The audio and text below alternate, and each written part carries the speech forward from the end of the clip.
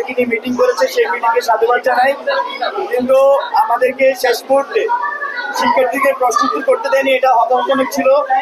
আরেকটি বিষয়, যে নির্বাচন আচরণবিধি, আমাদের কাছে মনে হচ্ছে আচরণবিধি একটা নির্বাচনের মতো। তার কারণটা হচ্ছে, আমি 19 সালে ডাকসুতে দেখেছি ছাত্রলীগ আচরণবিধি ভঙ্গ করলেও তাদেরকে কোনো ধরনের আইনের আওতায় আনা হয়নি, তাদের বিরুদ্ধে কোনো ব্যবস্থা নেওয়া হয়নি। এবার আমরা দেখেছি বেশ কয়েকজন প্রার্থী তারা কিন্তু আচরণবিধি ভঙ্গ করেছেন, বিশ্ববিদ্যালয়ের প্রশাসন তাদের বিরুদ্ধে কোনো ব্যবস্থা নেয়নি। আরেকটি বিষয়, এই যে আমাদের ব্যানার পোস্টার টাঙানো যাবে না, সাজানো যাবে না, আবার টাঙানো যাবে, এই বিষয়টা কিন্তু এখন ক্লিয়ার না। আমরা গতকালকে রাতে বিশ্ববিদ্যালয় প্রশাসনের সাথে কথা বলেছি, নির্বাচন কমিশনের সাথে কথা বলেছি। আমরা বলেছি স্যার সেখানে লেখা আছে যে সাজানো যাবে না, আবার কোথাও কোথাও লেখা আছে যে একজনেরটার উপর একজনে যাতে না লাগায়, একজনের পোস্টার একজন না ছুঁয়ে। তো যেহেতু সাজানো যাবে না, টাঙানো যাবে না, তাহলে ছিঁড়বে কিভাবে?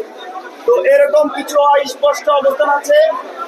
আমরা চাই বিশ্ববিদ্যালয় প্রশাসন, নির্বাচন কমিশন সহ স্পষ্ট অবস্থানগুলো ক্লিয়ার করুক। আর আসন্ন ডাকসু নির্বাচনকে ঘিরে এখন পর্যন্ত বোর্ডের মাঠে শিক্ষার্থীদের মধ্যে আমেজ, উদ্দীপনা, উচ্ছ্বাস আছে। আমরা শিক্ষার্থীদেরকে আশ্বস্ত করতে চাই, আপনারা 9 তারিখ পর্যন্ত এই সহাবস্থান পাবেন এবং আপনারা আপনাদের যোগ্য প্রতিনিধিকে নির্বাচন করবেন। আরেকটি বিষয় উল্লেখ করতে চাই, আমাদের বিশ্ববিদ্যালয়ে যে শাটল বাস সার্ভিসটি, সেটি ইতিমধ্যে বিশ্ববিদ্যালয় প্রশাসন বন্ধ করেছে। আমরা তাদেরকে অনুরোধ জানিয়েছি, আবারও আপনাদের মাধ্যমে অনুরোধ জানাই যাতে অতি দ্রুত সেই শাটল সার্ভিসটি চালু করে। বিশেষ করে নারীদের হল, সুফিয়া কামাল হল সহ বিভিন্ন হল থেকে সেই বাসের মাধ্যমে শিক্ষার্থীরা কিন্তু সেবা পান। তো সেই জিনিসটা যাতে নিশ্চিত করে।